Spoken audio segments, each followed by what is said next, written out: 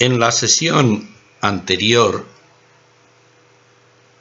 de tratamiento del carisma dominicano en este año jubilar por la conmemoración de la muerte de Santo Domingo, que será el 6 de agosto de 2021, hemos tratado del regalo del sacerdocio que le hizo el Señor y para el cual se preparó de una manera extraordinariamente adecuada. Hoy nos proponemos ahondar todavía en ese mismo tema del sacerdocio ministerial en la Iglesia y vamos a centrar nuestra reflexión en el siervo de Dios Juan González Arintero. Hace un par de días, el 24 de junio de 2021, conmemoramos el 161 aniversario de su nacimiento para este mundo. Él nació en la montaña de León, en la cabecera del Valle del Curueño, el 24 de mayo de 1860. En respuesta a la llamada de Dios, ingresó en la Orden de Predicadores, se ordenó sacerdote en Salamanca, donde hizo la carrera universitaria de Ciencias Naturales, enseñó después en un colegio en el País Vasco, a continuación en Asturias, Valladolid y sobre todo en Salamanca, desde 1903 hasta su muerte en febrero de 1928.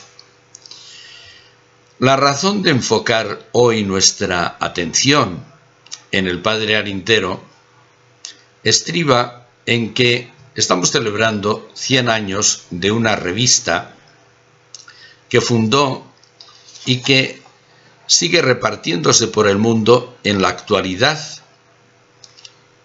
de manera bimensual. Su título es Vida Sobrenatural. En este hermano sacerdote y religioso dominico, en particular en cuanto se refiere a su sacerdocio proyectado a la mencionada revista, vamos a tratar hoy. Vamos a centrar nuestra mirada hoy. Y en primer lugar, enunciamos un primer punto: valentía para una gran empresa. Al presentarse el primer número de la revista en enero de 1921, su fundador y director, el padre Arintero, había dado muchos pasos previos para asegurar su calidad y continuidad. Interesó a numerosas personas que mostraron deseos de colaborar. Era larga la lista que aparecía en la contracubierta y en el registro se advertía universalidad. En lo que se refería a las posibles colaboraciones, a los posibles colaboradores, se comprometían sacerdotes diocesanos, algún seglar y miembros de diferentes institutos religiosos, en su mayoría españoles, aunque se contaban también 5 de lengua francesa: Garrigou-Lagrange, Bernadotte, Pierdet, benedictino belga, Sodró, todos ellos renombrados tratadistas de teología espiritual. La siembra que venía realizando el padre Arintero en favor de la renovación de la espiritualidad en España había fructificado en la constitución de un grupo de personas entusiasmadas con el propósito. Se buscaba que la publicación por muchos años mensual, que se iniciaba, no fuera órgano exclusivo de ninguna escuela o grupo, y en verdad salía a la luz pública ampliamente bendecida por prelados diocesanos y religiosos. En el primer número colaboró ya un seglar, que puso en juego sus conocimientos de la lengua inglesa y contribuirá con trabajos durante el año, todo el año. era 6 años más joven que nuestro director y fue su compañero de estudios universitarios de Ciencias Naturales en Salamanca. Se trataba de Juan Domínguez Berrueta, que escribió 31 artículos de 1921 a 1953. Colaboradores de primera hora fueron el benedictino de Silos, Casiano Rojo Olaya, formador de religiosos y especialista en canto gregoriano, el sacerdote diocesano de Valencia, José María Feraut García, el capuchino Vicente de Peralta, y los dominicos Sabino Martínez Lozano. También figuraba el gran cultivador de la Sagrada Escritura, Alberto Colunga, cuyo nombre se hizo muy familiar en el ámbito de la lengua hispana, sobre todo por la traducción de la Biblia que realizó con el canónigo Nácar, la Biblia Nácar Colunga. En el primer número también colaboró un gran agiógrafo de aquellos momentos, Paulino Álvarez, y, en fin, el propio padre Arintero, que con gozo escribió sobre la epifanía o manifestación de la mística en aquel tiempo. Los números que siguieron puntualmente a este del mes de enero de 1921 y a lo largo del año dieron fe de la solidez de los fundamentos que se habían echado. Aparecieron nuevas firmas como la de José María Grain, futuro obispo dominico en la Amazonía peruana, el jesuita Nazario Pérez, al que seguirá más tarde también el jesuita Recalde, el canónigo de León Aníbal González Díez, especialista en el tratamiento de la dirección espiritual, Victorino Osende, entonces en Lima, en el santuario de Santa Rosa, el claretiano Emilio Bilbao, el párroco de Arapiles, Joaquín Valls Domènech. Una firma especial de apoyo fue la de Reginald Garrigou Lagrange, apreciado profesor en el Angelicum de Roma, e igualmente la del benedictino Agustín Rojo del Pozo, que comenzó una ininterrumpida cadena de artículos sobre la Sagrada Liturgia. Francisco Navala Yerbe, formador de jóvenes claretianos que se manifestarán en 1936 con Temple de Mártires, cooperó con sus reflexiones para ayudar a vivir la Eucaristía. Desde el Colegio Internacional Antonianum de Roma se asomó a las páginas de la revista El Especialista en Sagrada Escritura y futuro obispo de Teruel, León Villuendas Polo. Propuso a los lectores entonces una meditación sobre la santidad del patriarca Abraham. Permitidme que os diga, lectores de vida sobrenatural, escribía, que estos dechados de virtud nos propone el Señor para que sean objeto de nuestra imitación. Llevamos en nosotros el germen de la santidad. La sangre misma de Jesús circula por nuestras venas. En el mes de mayo, siempre de 1921, Venancio Diego Carro, discípulo distinguido del padre Arintero, presentó con verdadero entusiasmo la vida y virtudes de la, desde 1970, Santa Soledad Torres Acosta, fundadora de las Siervas de María, que de niña fue vecina de las dominicas establecidas en Madrid por Santo Domingo, en la plaza que lleva su nombre. Los colaboradores fueron incrementándose a medida que crecían las páginas de la publicación. El franciscano Gonzalo Valls Gadea ofreció una exposición muy cuidada sobre la Eucaristía Sacramentum Unitatis, el sacramento que forja la unidad, la Eucaristía. El fundador de la Unión Apostólica Sacerdotal en Valencia, José Bau, en la actualidad venerable declarado por el Papa Francisco, inició sus participaciones con un tema de espiritualidad mariana y lo hizo en forma de poesía. Se estrenó también en el mes de julio el futuro obispo de Tenerife y Córdoba, Albino González Menéndez Reigada, el obispo blanco para los cordobeses, que para todos se prodigó sin medida. Formaba parte del discipulado de Arintero.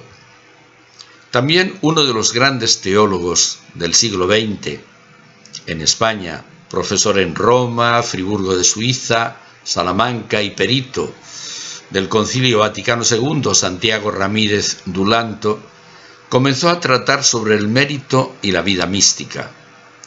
Con el mérito se relacionaba de igual modo una colaboración de otro catedrático del Angelicum de Roma y perito del concilio, Pedro Lumbreras, especialista en teología moral especulativa. Un sacerdote relacionado con Azpeitia, Antonio Alberdi, de la diócesis de Vitoria, trató de la contemplación infusa. Y José López Tascón, de tierras leonesas inmediatamente vecinas a las del padre Arintero, beato mártir, declarado por Benedicto XVI en 2007, reflejó sus méritos literarios adquiridos en la Universidad Central de Madrid en una composición poética sobre las edades de la vida espiritual, que finalizaba de este modo: si hallaste tu bien, alma feliz, ese claror divino, si lo hallaste por tu bien, recibe el parabién, ya en el largo camino para ti brilla un astro peregrino. Otro escritor, asimismo mártir, lo acompañó en el mismo número de septiembre de 1921. Fue el beato vidal Luis Gómara, que emprendió un estudio sobre el lenguaje profundo de los salmos. En el mes de octubre se recogió el texto de la encíclica que el Papa Benedicto XV dirigió a la Iglesia al conmemorarse el 7º centenario del día del nacimiento de Santo Domingo para el Cielo, hecho que aconteció a mediodía del viernes 6 de agosto de 1221. El mencionado Diego Carro no había faltado a la cita y desde Segovia presentó en agosto el ejemplo de Santo Domingo, al que durante toda su vida manifestó una devoción suma. De enero a diciembre, los linotipistas de la imprenta salmantina Calatrava se ocuparon de la composición de las 952 páginas salidas sin erratas, con digna presentación que estimulaba la lectura y en formato muy manejable. Se distribuyeron esas páginas en 2 tomos, con paginación seguida para cada uno de ellos. No estaba, sin embargo, el logro en el número de páginas, sino en el contenido de cada una de ellas, distribuidas en oportunos apartados: sección doctrinal, ecos litúrgicos, ejemplares de vida sobrenatural, textos litúrgicos y bibliografía selecta. De la buena acogida de la revista naciente da prueba el archivo del padre Arintero, que ocupa la celda conventual que él habitó en San Esteban de Salamanca.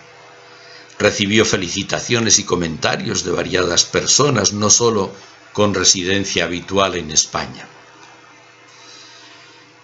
El padre Arintero fue el sólido cimiento de esta nueva revista Vida Sobrenatural. Desde tiempo atrás tenía publicada una obra titulada Evolución Mística, que ha sido traducida a varias lenguas, así como había editado también otra con el título Cuestiones Místicas.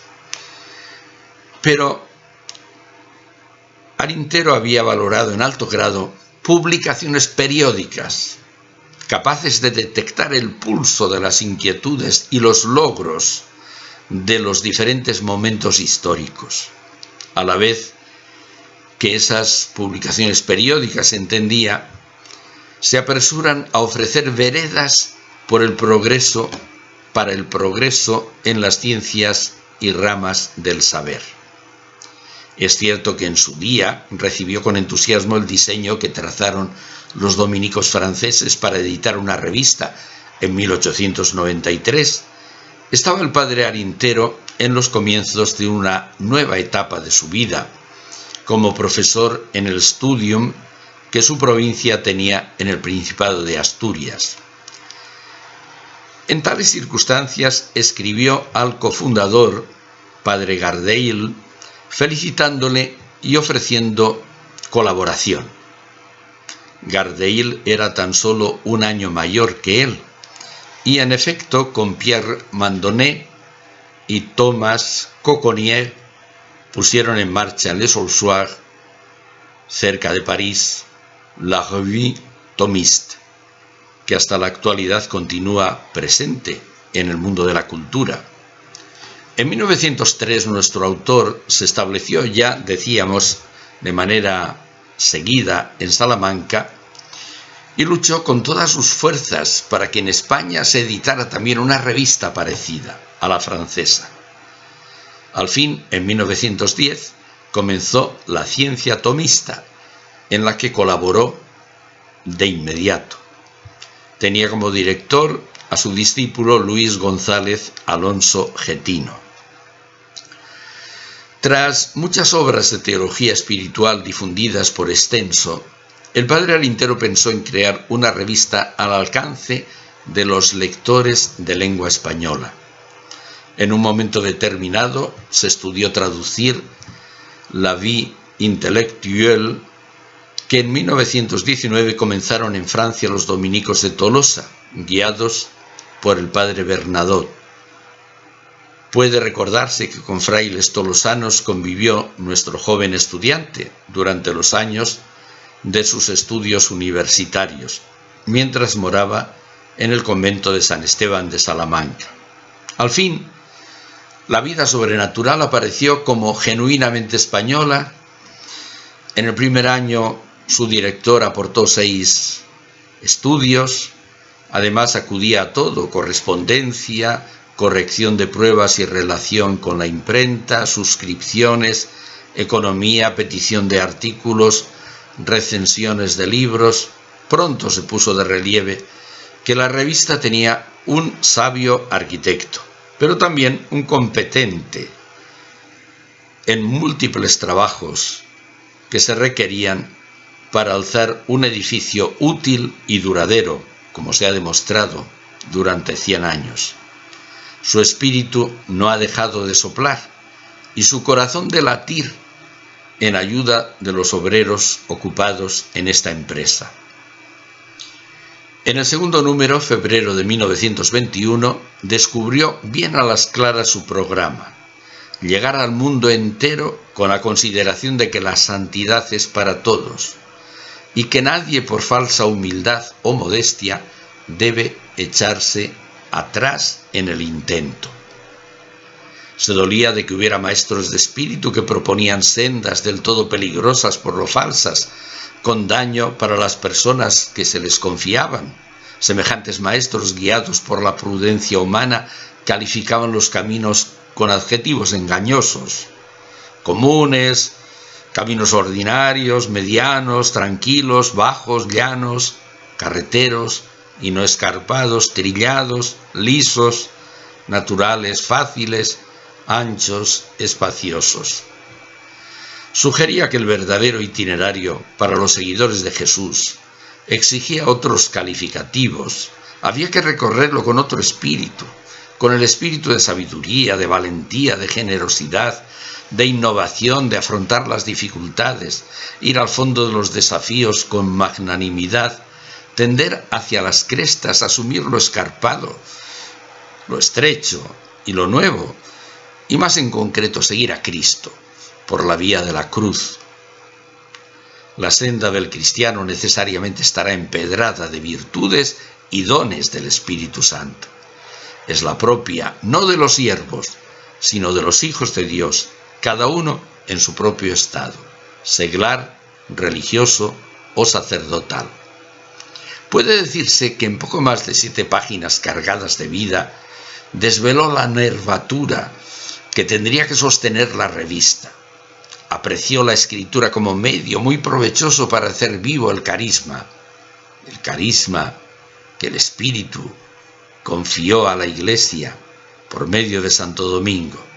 Su recorrido vital, el del padre Arintero, fue siempre en ascenso, y en semejante esfuerzo se centró de lleno hacia los 40 años de edad.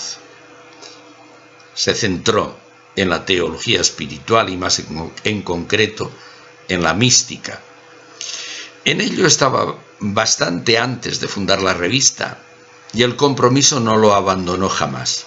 Su tesis, una y otra vez repetida, es que Jesús quiere contemplar a todo el mundo en la travesía hacia la perfección, en la senda estrecha de la santidad, a la que da acceso la puerta angosta, la del recogimiento, escribía, de la guarda fiel de los sentidos, de la abnegación y del completo despojo de uno mismo. Senda estrecha y poco frecuentada, pero es la única segura, que conduce derechamente al cielo, la única que los verdaderos santos han seguido y la única que, a pesar de todas las dificultades, trabajos, angustias, privaciones y tribulaciones, puede llevar a todos, sin peligro alguno, hasta las altas cumbres de la perfección, en donde poco a poco todo se ensancha y facilita, y en donde se promete a las almas el divino descanso.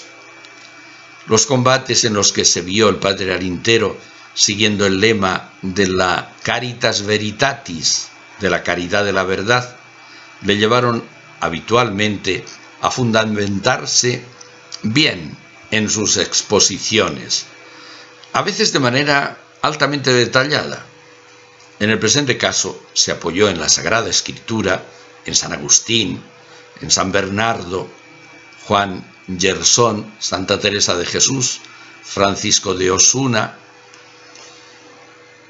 Surin, que es de los inicios del siglo XVII, Alonso Rodríguez, muerto en Sevilla en 1616, se fijó en la muy difundida obra Ejercicio de Perfección y Virtudes Cristianas, Sevilla 1611-1612, además de ayudarse en Santo Tomás de Aquino y en Santa Catalina de Siena. Nadie ignora que lo simple es lo más perfecto, porque refleja uno de los atributos de la divinidad. En la mente y corazón del padre Arintero todo estaba aposentado de manera muy desenredada y con orden, sin complicaciones, de modo que escribía con claridad y de manera persuasiva, siempre impulsado por un celo apostólico que se advertía de manera notoria. El mensaje que dirigió en el primer año de la revista no pudo ser más preciso.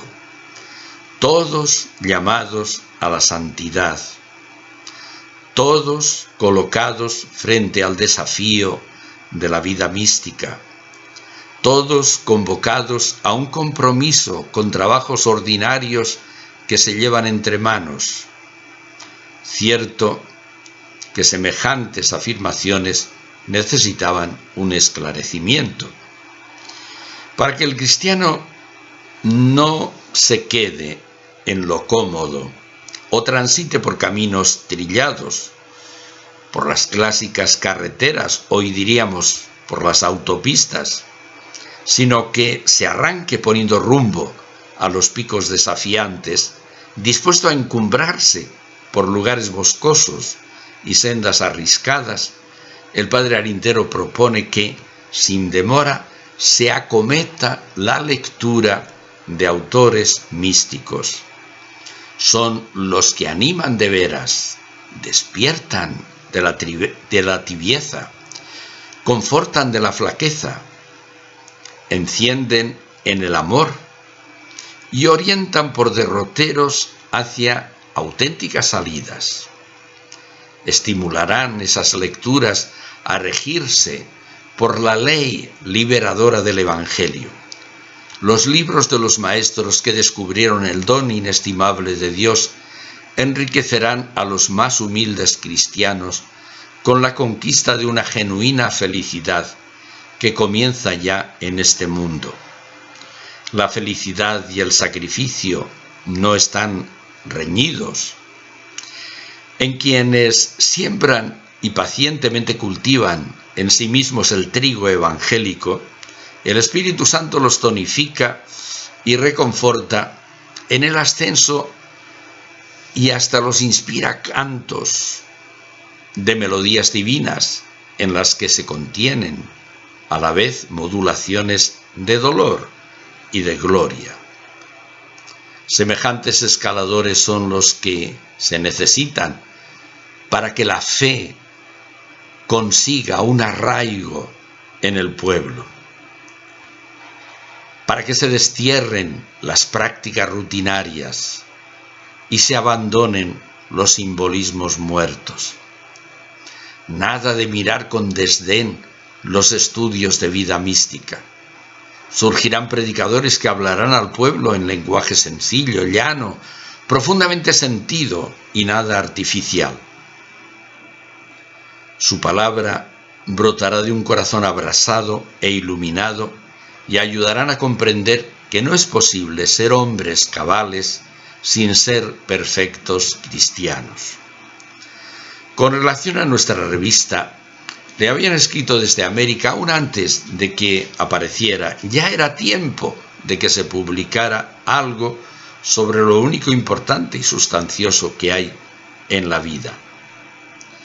La mística que ofrecía el padre Arintero no era otra cosa que la misteriosa vida de la gracia del Señor actuando en los que se dejan guiar por la fe, trabajando en quienes mueren a sí mismos y con Jesús viven escondidos en Dios.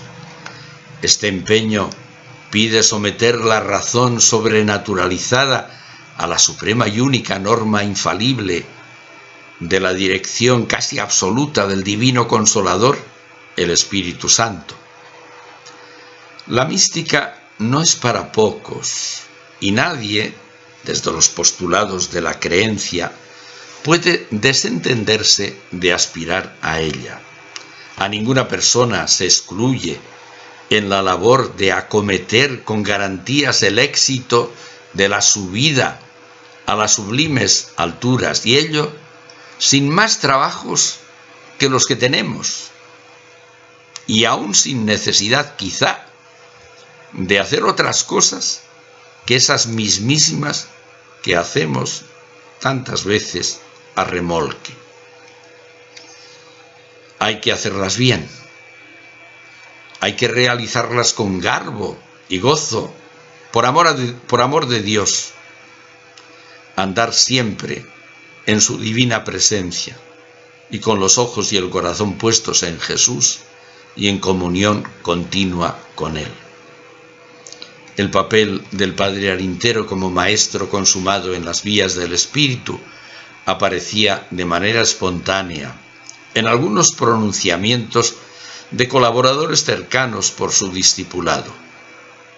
Uno fue Venancio Diego Carro, que al reseñar la segunda edición del libro La evolución mística, Salamanca 1921, adelantaba su propósito de no hacer elogio alguno del autor. Estaba convencido de que sobraba toda ponderación para los conocedores de una obra acabada en su género. Sí deseaba que estuviera en manos de los sacerdotes la evolución mística, como complemento necesario para su formación y así fomentar las virtudes en el pueblo de Dios. Por su parte, el ya aludido Santiago Ramírez Dulanto Se ocupó de la segunda edición corregida y aumentada de la obra Cuestiones místicas. Estimaba que era el mejor libro salido de la pluma del padre Arintero. La primera edición se había agotado en menos de 2 años, aunque había sido previamente publicada en la revista La Ciencia Atomista.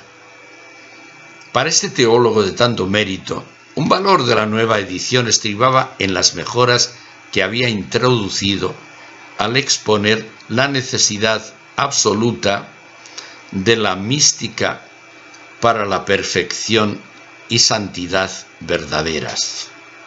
Proclamaba además que el padre Arintero, como es notorio, escribía él, sabe tratar místicamente las cosas místicas y por tanto, al mismo tiempo que convence, arrastra. Se fue consolidando un equipo en torno al padre Arintero y se consolidó no solo por la labor escrita, sino por la predicación oral, porque fue predicador de ejercicios espirituales, charlas de retiro, sermones, conferencias. Desde 1892 a 1918 fue profesor de religiosos dominicos. 20 de estos alumnos que tuvo el padre Arintero están ya colocados en los altares con el título de mártires. 4 están esperando a que se fije la fecha de beatificación. Por lo tanto, 24 discípulos mártires dominicos del padre Arintero, cristianos que no pueden brillar con mayores méritos, pero algunos nombres han pasado también a la historia por el cultivo de importantes campos, como el beato José Domingo Gafo en las ciencias sociales, el beato Luis Urbano Lanaspa en las ciencias físicas, teología, publicaciones múltiples, los beatos Santiago Meseguer en la filosofía y teología, el beato Luis Suárez Velasco en Sagrada Escritura, el beato Raimundo Peiró Victori en el terreno de la pastoral en Barcelona, los beatos Luis Furones y Germán Caballero Atienza como misioneros por Centroamérica. Algunos de estos mártires dominicos colaboraron en nuestra revista con sus reflexiones, por ejemplo, el beato Vidal Luis Guámara. El hecho de ceder su billete de autobús a una persona que necesitaba viajar urgentísimamente de Madrid a Salamanca el 18 de julio de 1936, le retuvo sin remedio en Madrid, y así deambuló durante 15 días por la ciudad como un pordiosero. Acogido al fin a un hogar, se convirtió en apóstol de la Eucaristía en la clandestinidad. Se ha apuntado ya que, desde el primer tomo de la vida sobrenatural, comenzó a comentar los salmos para sacar a flote la espiritualidad profunda que contienen. Las contrariedades, escribía, son estímulos para seguir adelante con más ardor. En otro pasaje ofrecía este pensamiento: nada hay tan necesario para el alma como descansar a la sombra de la providencia divina. Escribió también en la revista el sociólogo beato José María Palacio Montes y el beato Antonio López Couceiro. Desde Manacor, Baleares, en 1931 publicó 2 escritos sobre Santa Catalina Tomás y sobre Sor María Rosa Marc. El beato José María González Solís, de Santibáñez de Murias, Asturias, martirizado en el barco Cabo Quilates, anclado en la ría de Bilbao, escribió una ejemplar semblanza de un conovicio suyo que falleció todavía no sacerdote en Salamanca. Se llamaba Dalmacio Mendía. En esta exposición se refleja de cuerpo entero el futuro confesor de la fe. Dio también testimonio hasta el martirio el colaborador de la revista con planteamientos de espiritualidad desde 1922, el beato mártir Manuel Sancho Aguilar, mercedario turolense, fue beatificado en Tarragona el 13 de octubre de 2013. No vaya a pensarse que el padre Arintero redujo el equipo a quienes vestían su mismo hábito. Era un hombre de espíritu universal. Como hemos observado, su equipo se abría a diferentes estados de la vida de la Iglesia. Es verdad que Santa Teresa de Jesús y San Juan de la Cruz ocuparon un lugar de honor en la revista. En torno al proyecto, por ejemplo, se agruparon monjes benedictinos que tanto prestigio dieron a la revista: Santiago Alameda Beltrán, Justo Pérez de Urbel; religiosas: María Inés Fernández Caimari, Salesa; María Magdalena de Jesús Sacramentado, Marcucci, italiana; Josefa Ramos, benedictina; franciscanos como Luis Colomer y Andrés Ocerín Jáuregui; agustinos como el beato Agustín Fariña, martirizado en Paracuellos de Jarama en 1936, que había vivido años en Chile y regresado a España fundó una revista, el Vergel Agustiniano. Al clero diocesano pues pertenecieron el francés Sodró, canónigo de Angers, que se trataba de un eminente estudioso de espiritualidad a partir de las obras de Santo Tomás de Aquino. Al clero diocesano pertenecía José Baubourguet, que tiene el título de venerable, otorgado por el Papa Francisco en 2016. Venerable también, declarado por el Papa Francisco, es Vicente Garrido Pastor, canónigo de Valencia y fundador de las Obreras de la Cruz. José María Feraut, un gran autor de vida espiritual, un gran autor de teología espiritual de múltiples maneras. Aníbal González Díez, sobre la dirección espiritual.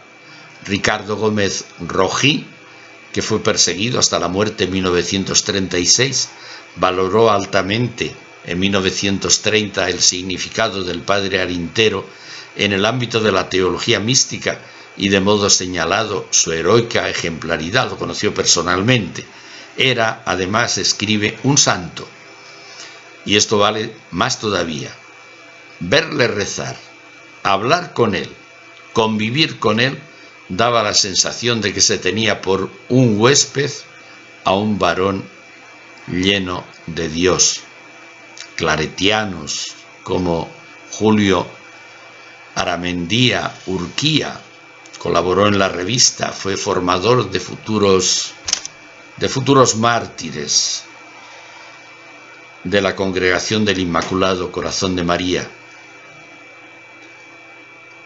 Julio Aramendía fue martirizado en Vic y beatificado en el Templo de la Sagrada Familia de Barcelona el 21 de octubre de 2017. También el claretiano Echevarría, Juan Gorricho Ramírez García, un grupo muy numeroso de dominicos, algunos de los cuales los hemos mencionado ya. La sólida fundamentación que ayudó a fraguar el padre Arintero hizo posible que la revista no entrara en crisis tras su muerte en 1928. Siguió adelante con verdadera pujanza y en general con un equipo cada vez más agrandado y más amplio en pertenencias.